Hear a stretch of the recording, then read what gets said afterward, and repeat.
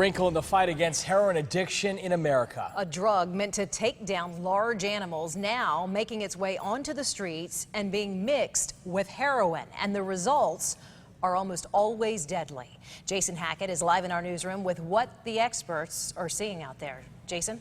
Shannon and Jay, it's called carfentanil. It's popping up in many counties in Florida, but so far not in this area. It's a drug that's used to sedate animals like elephants. You can see here from this graphic, elephants 72 times larger than the weight of your average adult male, so you can imagine the effect that it has on humans. In fact, all it takes is a dose the size of a grain of sugar or salt to kill someone, and it's not just users who are at risk. They are on the front lines of the fight against heroin.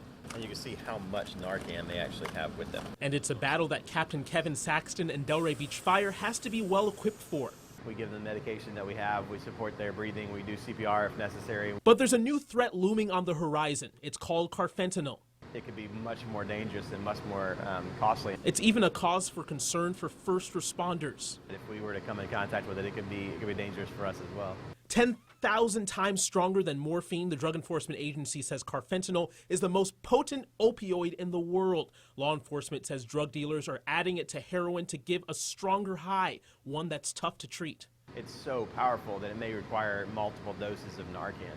The drug can be absorbed through the skin, and a dose the size of a grain of salt can kill you. Unfortunately, it's the natural progression. Substance abuse counselor Jeff Cadell has seen the rise of heroin and fentanyl in the community. Now carfentanil is on his radar. Honestly, we're hoping that this is the limit, where it's finally to the point where people start to recognize that, this drug most likely will kill me. Cadell says he's working now with law enforcement on what to look out for, the drug adding a new wrinkle into what is already a difficult fight. It's something in the back of our minds like, okay, well, this could be an instance where they've used something a little stronger.